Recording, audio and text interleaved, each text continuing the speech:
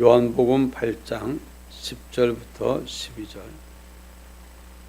요한복음 8장 10절부터 12절 말씀 우리 같이 읽겠습니다. 예수께서 일어나사 여자 외에 아무도 없는 것을 보시고 이르시되 여자여 너를 고발하던 그들이 어디 있느냐? 너를 정죄한 자가 없느냐? 대답하되 주여 없나이다.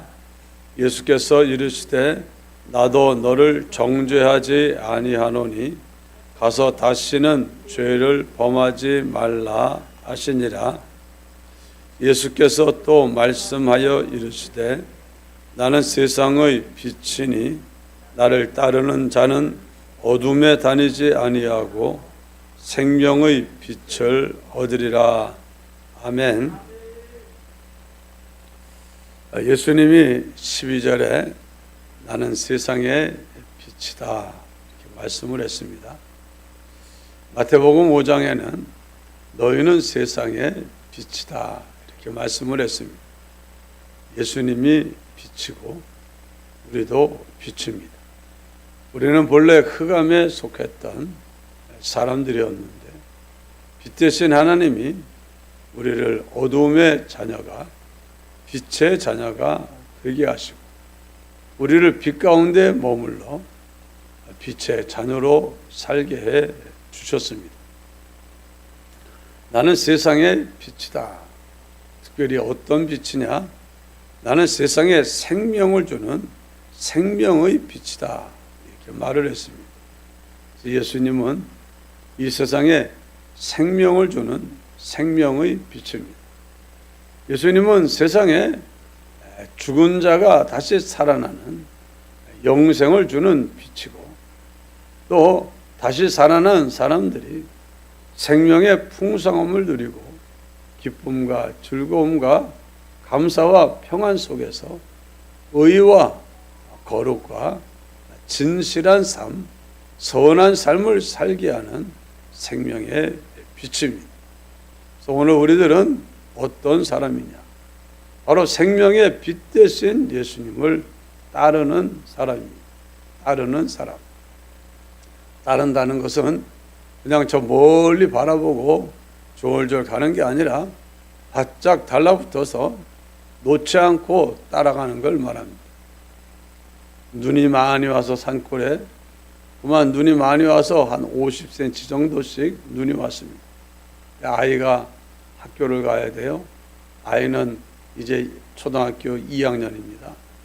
근데 그 눈을 밟고 갈 수가 없으니까 그 큰 길 나오는 차가 다니는 길까지 아버지가 나가더니 자 너는 내가 밟은 그 자리만 밟고 오거라 하고는 푹푹 빠지는 거기에 발로 한 걸음 이제 아이가 밟을 수 있는 보폭을 좁게 해서 걸어갑니다. 그러면서 걸어가면 뒤에 있는 아이는 그냥 그 발자국만 조금 밟고 오면은 눈에 발이 빠지지도 않고 또 가느라고 힘들지도 않고 그냥 잘 따라가게 됩니다. 이렇게 따라간다는 것은 바짝 달라붙어서 놓지 않고 그대로 행하는 것을 말합니다. 우리는 예수님을 따르는 예수님의 제자이고 또 빛 대신 주님을 따르는 주님의 빛입니다. 낮에는 태양빛이 있지만 밤에는 달빛이 있습니다. 달은 원래 빛을 내는 게 아닙니다. 또 새벽녘에 하늘에 밝게 빛나는 샛별이라고 불리우는 금성이 있습니다. 샛별, 밤하늘에 있는 하늘에 떠 있는 것 중에 제일 밝게 빛나는데 그거 역시 자체가 발광을 해서 빛내는 태양처럼 그런 빛을 내는 그런 그 별이 아닙니다. 우리 지구 땅덩이처럼 스스로 빛내지 못하는 그런 것인데 태양의 빛을 받아가지고 되비치니까 우리에게 그렇게 밝게 보이는 겁니다. 한마디로 오늘 우리들이 세상에 빛이 된 것은 세상의 빛이요 생명의 빛 대신 예수님을 따르면서 예수님이 우리와 함께하면서 예수님이 우리에게 비춰진 빛이 세상에 비춰질 때 우리는 세상의 빛으로서 빛의 사명을 감당하고 예수님의 빛이 생명의 빛인 것처럼 우리도 세상에 생명을 주는 그런 빛의 삶을 살 수 있게 되는 겁니다. 여기 나를 따르는 자는 우리는 주님을 따라야 됩니다. 따른다는 것은 내가 가고 싶은 대로 가고 주님 나 따라오세요가 아닙니다. 나 이거 할래요. 알았지요? 주님 도와주세요. 나 이 길로 갑니다. 주님 나와 함께해서 이거 잘 되게 해주세요. 이렇게 내가 길을 선택하고 그리고 주님도로 따라오는 게 아닙니다. 우리는 주님이 앞서가고 우리는 주님의 뒤를 따라가는 겁니다. 주님의 길을 선택하고 우리는 선택한 주님의 길을 뒤따라 가는 겁니다. 그래서 우리 신앙생활은 고민하고 어떻게 해야 되나, 뭘 해야 되나 고민하고 가는 게 아니라 그냥 우리는 따라가는 겁니다. 따라서 물어보고 주님 내가 여기서는 어떻게 해야 되지요? 주님 가시는 길을 보여주세요. 주님 그러면 주님이 어떻게 행하셨는지 또 주님이 뭘 하길 원하시는지 우리에게 뭘 주십니까? 말씀을 주세요. 말씀을 주시면 우리는 그 말씀을 받아들여서 이게 잘못됐구나. 이렇게 했다가는 그만 내가 수치를 당할 뻔했구나. 이렇게 해야 되겠구나. 이게 옳구나. 그러면서 주님을 생각하고 주님이 어떻게 행하셨는지를 생각하고 주님의 성품을 생각하고 주님이 주시는 말씀을 생각하고 그것을 받아들여서 그래서 우리가 세상을 살아가면 우리의 삶이 제대로 된 삶이 되는 겁니다. 여기 나를 따르는 자는 어두움에 다니지 아니하고 생명의 빛을 얻으리라 말씀을 했습니다. 얻는다는 말이 무슨 말입니까? 여러분 교회 와서 여러분들이 말씀을 얻습니다. 그렇죠? 제가 여러분에게 주님이 저에게 공급하신 말씀을 여러분에게 공급합니다. 여러분들은 그 말씀을 듣고 그 말씀을 받아들이면 이 말씀은 여러분의 말씀이 되는 겁니다. 그래서 오늘 이 자리에 하지 못해도 인터넷을 통해서 또 이 말씀을 공급하는 받는 분들이 있어요. 그러니까 이 지역이 아니고 타 지역도 있고 멀리도 있고 그분들은 그냥 어쨌든 말씀을 주실 때 그래 아멘 이 말씀이 참되다고 믿습니다 하고 그 말씀을 받아들이면 그 말씀이 누구 말씀이 됩니까? 내 말씀이 되는 거예요. 얻는다는 것은 취하여 내 것을 삼는 것을 말합니다. 여러분들이 주님을 따르고 주님을 여러분의 주님으로 삼고 주님이 주시는 말씀을 여러분의 것으로 삼아서 그래서 말씀 가운데 거하면 이 말씀의 빛은 생명의 빛이 되어서 여러분을 살립니다. 여러분 속에 어두움을 몰아냅니다. 빛이 들어오면 어두움이 없어지잖아요. 예배 시작 시간이 되니까 제가 앞에 불을 켜고 제가 불을 켜니까 거기에 맞춰서 뒤에 불도 켜지고 이러면은 아까는 어두워서 찬송을 보려고 해도 이게 뭐 잘 보이지도 않고 제일 큰 것이 그 장수는 흐릿하게 좀 보이고 안 보였는데 이제는 작은 것이도 보이고 찬송가 그 장수 밑에 있는 아주 조그만한 그 작사자가 누군지 몇 년도에 썼는지 그것까지 다 보여요. 어떻게 가능합니까? 빛이 있어서 가능한 거예요. 여러분들이 주님을 따르고 주님이 주시는 생명의 빛 되신 말씀 주님이 어떤 분인지 주님을 여러분이 딱 여러분의 생명의 빛을 얻으리라 한 대로 여러분이 주님이 주시는 생명의 빛 되신 말씀과 그 은혜를 여러분의 것으로 삼으면 무엇보다도 여러분 속에 어두움이 다 어디로 갔는지 찾을 길이 없어집니다. 죄악이 어두움인데 내 안에 죄악을 품고 있다가도 주의 말씀이 확 들어오면은 아이고 이게 뭐야? 아이고 내가 이러다가 큰일 날 뻔했네. 주님 잘못했어야 하고 그만 도망가고 떠나가게 되고 버리게 되는 일이 있어지게 되는 겁니다. 또 마음에 여러 가지 일들로 인해서 불안과 걱정과 두려움이 있던 사람도 주님의 빛이 들어오니까 그게 어디로 갔는지 다 없어지고 평안해지고 기쁨이 생겨져. 낭만과 절망에 있던 사람이 소망을 가지게 되는 그런 역사가 있게 됩니다. 여러분, 굉장히 중요한 겁니다. 중요한 거. 여러분들이 하나님의 말씀을, 생명의 빛 되신 말씀을 얻어서 여러분의 것으로 삼을 때 비로소 변화의 역사는 일어나는 겁니다. 얻지 못하면 안 되는 거예요. 내 걸로 믿음으로 받아들이지 않으면 빛이 아무리 비춰도 그릇으로 덮어놓으면 덮어놓은 그릇 밑에는 여전히 깜깜하지 않습니까? 깜깜해요. 깜깜해요. 여러분 중에 누가 아무나 의자 밑에 기어 들어가 가지고 있으면 거기는 빛이 제대로 잘 못 오니까 의자 밑에 컴컴한 데서는 잘 안 보이는 거예요. 빛이 안 보이면 안 보이는 겁니다. 한마디로 주님을 따르고 주님이 주시는 생명의 빛을 여러분이 취하여 믿음으로 취하여 여러분 것으로 삼을 때 비로소 그 빛을 통하여 어둠이 떠나가고 빛을 통하여 주시는 풍성한 은혜가 기쁨이 감사가 찬송이 평안이 그리고 의가 선이 그 속에서 만들어지는 겁니다.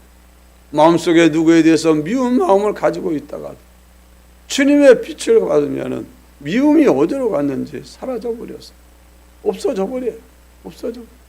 미운 마음이 없어지고 오히려 미웠던 사람이 불쌍하게 여겨지고 오히려 측은하게 여겨지고 그를 위해서 기도하는 사람으로 바뀌는 거. 이거 억지로 해야지 나 이럴 거야 저럴 거야가 아니라 그냥 생명의 빛 대신 예수님이 내 안에 들어와서 주님의 십자가를 생각하고 주님의 은혜를 생각하고 주님이 어떤 분인지를 생각하고 그분이 내게 베풀어준 은혜를 생각하고 그분이 주신 말씀을 떠올리고 생각하면은 그냥 그런 변화가 슬그머니 어디서 와서 어떻게 가는지 모르게 내 안에 변화가 일어나게 되는 겁니다. 오늘 우리가 10절부터 보았는데 9절 그 앞에 무슨 일이 있습니까? 사람들이 예수님을 향해서 가늠하다가 현장에서 붙잡힌 여인을 끌고 와서 가운데 세워놓고 모세의 율법에 이런 자는 돌로 쳐 죽이라고 했는데 당신은 뭐라고 하겠습니까? 그 말하는 사람들 마음속에는 악독이 가득해요. 가득해요. 악독이 가득합니다. 예수님을 해코자 하는 그 미운 마음이 가득해요. 거기에다가 또 이 여인을 갖다가 돌로 쳐 죽여야 된다고 하면서 그들 손에는 돌이 들려져 있어요. 또 그들뿐 아니라 이런 여자는 죽여야 돼. 이 여자 못된 짓 하다 걸렸어 해가지고 막 사람들이 아유 이런 여자 안 되지 죽여야 돼 가자 끌고 가가지고 예수님 앞에다가 갖다 놓은 거예요. 정말 거기 모인 사람들 속에는 그 여자에 대한 정죄하는 마음 그리고 돌로 쳐 죽이겠다는 그런 이 마음 그리고 또 예수님을 어떻게든지 곤란하게 해가지고 시험을 들게 해가지고 고발하려고 하는 그런 악독한 마음, 어두움이 한마디로 거기는 꽉 차 있었어. 주님이 잠잠히 있다가 한 말씀 하십니다. 너희들 중에 죄 없는 자가 먼저 돌로 치라. 이 말씀은 생명의 빛 대신 주님의 빛이요. 빛. 이 빛이 그만 그들 마음속에 확 하고 들어가 버렸어. 빛이 들어가 보니까는 너 죄 없냐? 너는 괜찮아? 네가 저 여자를 돌로 칠 만큼 네가 그렇게 깨끗해? 아니잖아. 그러면서 주님의 말씀이 들어오면서 자기가 은밀하게 행했던 거 드러나지 않았던 여러 가지 죄악들이 막 생각나게 하시니까는 참 내가 나는 못 보고 저 여자만 봤네. 내가 무슨 자격으로 저 여자에게 돌을 던져. 차라리 돌 맞을 사람이 날지도 모르는데. 그죠? 아이고 참 내가 내가 돌마다 죽을 짓을 또 할 뻔했네. 그러고는 그만 돌을 놓고 가버리는 거예요. 빛이 가니까 그들 마음속에 남을 정죄하고 비난하고 자기는 들여다볼 줄 모르는 그런 그 어둠이 가시고, 자기를 들여다보고 반성하고 회개하고 돌이키고 떠나는 역사가 일어났어요. 여자도 마찬가지입니다. 여자에게 주님이 아무도 없이 다가가고 둘만 남은 상태에서 뭐라고 말합니까? 11절에 자 10절, 너를 고발하던 그들이 어디 있냐? 너를 정죄한 자가 없냐? 주여, 없어요. 나도 너를 정죄하지 아니하노니 가서 다시는 죄를 범하지 말라. 이 주님의 말씀이 이 여인에게 뭐예요? 생명의 빛이요. 그야말로 불안과 두려움과 그 수치, 창피한 속에서, 부끄러움 속에서 막 죽을 것 같았던 그 여인, 어떻게 하다가 이런 죄를 짓고 넘어왔는지 몰라요. 일부러 어떤 사람들은 이 바리새인들이 예수님을 걸어 고발시키려고 어떤 남자에게 못된 짓을 시켜서 유혹해서 이런 일을 하겠다고 상상하는 사람도 있어요. 그러나 성경에 없는 거니까 그렇게까지 할지 모르지만은, 어쨌든 이 여인은 끌려오면서 얼마나 불안하고 두렵고 그만 창피하고 그러겠어요. 견딜 수 없는 고통 속에서 있는 그 사람, 주님이 말씀 한마디, 그만 얼마나 마음이 위로가 돼. 나도 너를 정죄하지 않겠다. 가서 다시는 죄를 범하지 말라. 주님이 죄를 정죄하지 않겠다는 말은 네가 죄 있으면 정죄를 받아야지. 근데 네가 받을 그 정죄 내가 짊어질 거야. 내가 대신 네가 죄진 것 때문에 받아야 될 치욕과 형벌과 저주, 돌팔매질 당해서 죽음의 고통 내가 대신 다 받을 테니까 넌 안 받아도 돼. 그 말입니다. 그러니까 너는 다시 그런 짓 하지 마. 얼마나 마음이 따뜻해지고 불안한 마음, 두려운 마음이 가셨겠어요. 여러분, 주님의 말씀이 이 말을 하는데 진짜요? 했으면은 이 사람 마음은 여전히 불안했을 거예요. 아이고, 그럴 리가요. 또 저 사람들 또 오는 거 아니에요? 아니. 한마디로 주님이 주시는 생명의 빛 되신 말씀을 내 것으로 얻은 사람, 믿음으로 받아들이는 그 순간 어둠은 가는 거예요. 전에는 나 혼자 있는 줄 알고 내가 모든 걸 책임지는 줄 알았는데, 나에게 하나님 아버지가 계시고 나를 위하여 목숨까지 내어주신, 내가 저지른 모든 죄값을 대신 치러주시면서 나를 사랑으로 구해주신 예수님이 나와 함께 하시니 그냥 감사밖에 없는 거예요. 걱정, 근심, 염려, 두려울 게 없는 거예요. 나를 눈동자같이 지켜 보호하시는 그 보호 속에 있으면서 내가 왜 그럽니까? 왜? 그분의 사랑을 믿으면 그럴 필요가 없는 거예요.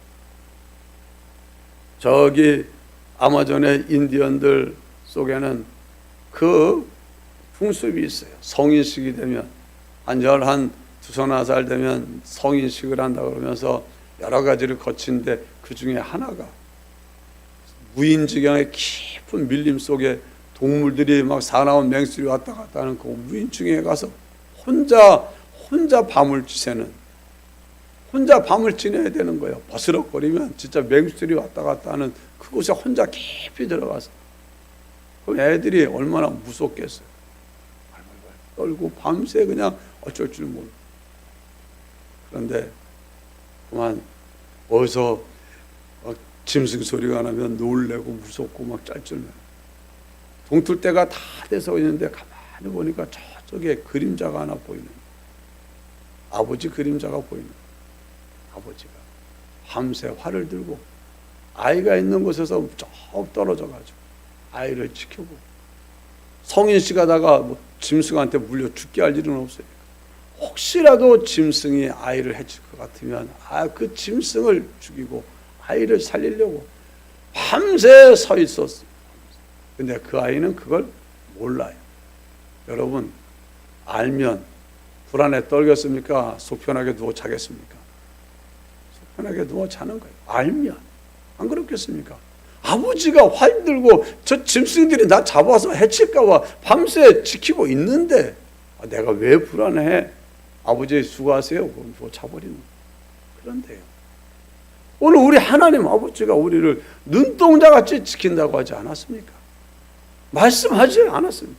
그런데 왜 내가 그분이 지키는데 불안해하고 그분이 나를 도우려고. 보혜사가 뭡니까? 보혜사는 헬퍼예요. 영어로 헬퍼. 우리나라 좋은 말이 도움이라는 말이 참 순우리말 좋은 말인데, 이 노래방 도우미가 생기면서부터 그런 말은 좀 쓸 수가 없게끔 되어버렸어요. 얼마나 24시간 나를 떠나지 않고 나를 돕기 위하여 찾아와 계신 하나님의 성령이 우리 안에 임재해 계시. 그분이 내가 어찌할지 모를까 봐 가르쳐 주시고, 물어보면 가르쳐 주시고, 내게 없으면 공급해 주시는 이런 분이 있는데 도대체 왜 내가 염려, 근심, 걱정에 사로잡히고 주님이 내게 어떤 사랑을 줬는데 그 1만 달란트 탕감받은 사람이 100데나리온 용서 못하겠다고 펄펄 뛰는, 왜 그 꼴을 하면서 왜 나한테 잘못한 사람 난 너 용서 못해 하는 이런 정신없는 일을 왜 하냐. 이게 생명의 말씀이 이게 들려서 내 속에 확 들어와 자리 잡지 못하니까는 여전히 어두움이 어디로 가지를 않고 자리 잡고 앉아가지고 오히려 어두움이 빛을 내쫓고 있는 이런 형국에서 살아가는 안타까운 사람들이 많은데, 여러분들 중에는 그런 분들이 없기를 주의 이름으로 축원합니다. 기도합시다.